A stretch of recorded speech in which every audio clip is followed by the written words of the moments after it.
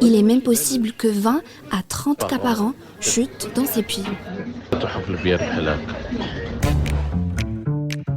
20 à 30 victimes liées à des chutes dans des puits chaque année au Maroc. Mais quand cela s'arrêtera-t-il ? Après le drame Rayyan qui a touché le royaume et une grande partie du monde, le débat sur les puits clandestins est relancé. Tombé dans un puits à 32 mètres, le petit garçon n'a pas survécu après 5 jours d'intervention des secours. Alors à quand la fin des puits clandestins ? Est-ce seulement possible ? Passage au scan. Je suis Landry Benoît, vous écoutez Le Scan, le podcast d'actualité de Tel Quel. Et ce vendredi 11 février 2022, je vous propose de revenir sur l'affaire Rayyan avec une question. Comment éviter un nouveau drame ? Après 5 jours d'une mobilisation sans relâche, le petit Rayyan n'a pas pu être sauvé. Il a été remonté du puits samedi soir sans vie. L'enfant de 5 ans était tombé mardi dans un puits très étroit de 32 mètres de profondeur alors qu'il jouait autour de sa maison. Plus de 1,7 milliard de personnes touchées à travers le monde par l'affaire Rayyan. La chute du petit garçon dans un puits clandestin remet la lumière sur l'anarchie de ces puits. Une vaste mobilisation digitale a vu le jour en parallèle du drame pour réclamer la fermeture de l'ensemble des puits clandestins. Une application marocaine a même vu le jour pour signaler la localisation de ces puits et prévenir les promeneurs ou touristes. Mais fermer l'ensemble de ces puits, est-ce seulement possible ? Combien sont-ils et quelle solution à ces puits clandestins ? C'est ce que nous allons voir dans ce podcast avec Rachid Haddouz. Il est patron d'une société H-Zone Service spécialisée dans le forage et le creusement de puits, et Abderrahim Bouaza, le président du conseil provincial de Chefchaouen. Ma consoeur Manal Zenaibi les a interrogés, mais d'abord cartographie des puits et puits clandestins au Maroc. Et première question, combien de puits sont-ils recensés au Maroc ? Eh bien la réponse est surprenante, il n'existe pas de données exactes selon Abdelaziz Zerwali, un responsable du ministère de l'Équipement qui a communiqué durant ce drame. Leur nombre pourrait néanmoins être estimé à plusieurs centaines de milliers. 4 chiffres à avoir en tête. Rien que pour la province de Chefchaouen, 2600 puits illégaux ont été dénombrés en 2019. La région du Saïs comptabilisait par exemple en 2012 12 000 puits et forages agricoles. Enfin, selon le même responsable du ministère, 30 000 à 40 000 autorisations de forage et de prospection de puits sont livrées chaque année, alors que seulement 1000 procès-verbaux par an sont dressés pour des infractions liées à des forages illicites. Les chiffres parlent d'eux-mêmes, près de 3000 puits clandestins rien que pour la province de Chefchaouen. Cela dénote d'une problématique. Laquelle ? Eh bien, selon Rachid Haddouz, patron de la société marocaine H-Zone Service, il y a une lourdeur administrative, mais pas seulement. 95% des Marocains ne demandent pas l'autorisation de forage des puits en raison de la lourdeur de la procédure.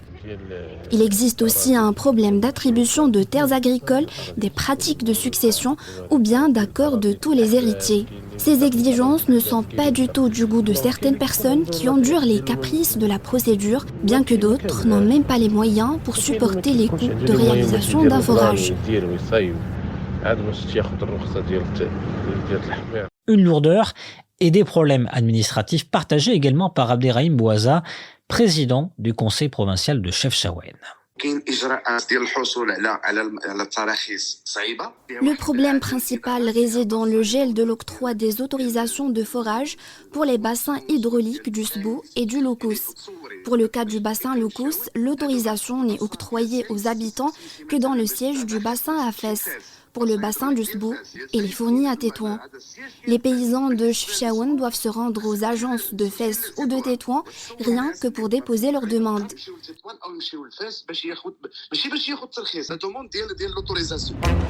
Des problèmes administratifs soulevés par nos deux intervenants, mais pas seulement, des problèmes liés aux citoyens, aux propriétaires. Selon Rachid Haddouz, expert en travaux de forage et creusement de puits, la plupart des cas, les puits non déclarés, utilisés ou laissés à l'abandon ne sont pas suffisamment sécurisés par leurs propriétaires. Certains utilisent même simplement une pierre ou un carton pour fermer leur puits.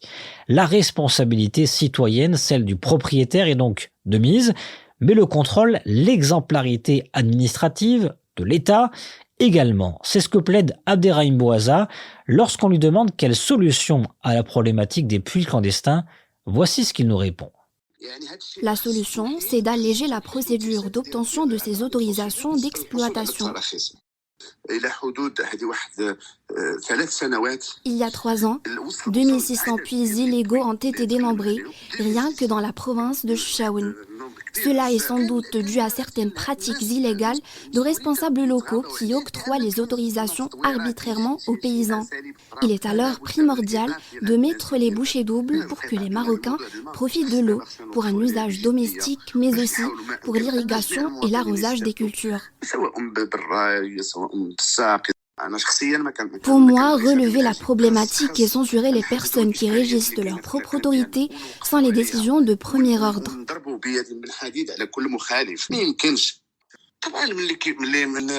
Lorsque les gens trouvent une difficulté à s'approvisionner en eau potable, ils creusent des puits sauvages. Le problème, c'est que la province de Chefchaouen compte annuellement 1 ou 2 cas de mort. Le gouvernement, de son côté, a promis d'agir et de frapper fort.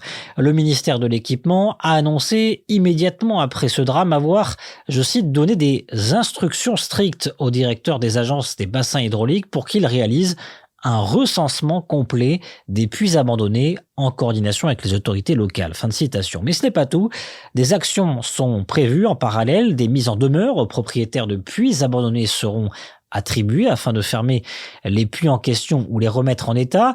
En cas de non-respect, le ministère annonce que l'agence des bassins hydrauliques procédera elle-même à une sécurisation de ces puits abandonnés aux frais du contrevenant avec possibilité de poursuite judiciaire. Suffisant? Non, selon nos 2 experts, car rien n'a été dit sur une éventuelle facilitation de la procédure de déclaration de forage d'un puits, ni sur d'éventuelles sanctions contre les responsables locaux accusés de complicité dans certaines autorisations. Aussi, reste la problématique de l'identification des puits clandestins qui pourra parfois relever du casse-tête et des procès pourraient s'éterniser sans parfois action rapide et concrète sur le terrain. Enfin, pour certains internautes, le Maroc aurait pu s'inspirer à minima de l'Arabie Saoudite. Face au retentissement mondial du drame Rayyan, Riyad a annoncé avoir comblé et fortifié près de 2500 puits à l'abandon dans le pays, même si le chiffre semble très loin du nombre de puits clandestins au Maroc. En entendant à la question « Comment éviter un nouveau drame Rayyan ?», un nouveau drame a déjà eu lieu. Le 7 février dernier, un enfant de 7 ans est mort noyé dans un puits à Tifelt le jour même des funérailles du petit Rayyan.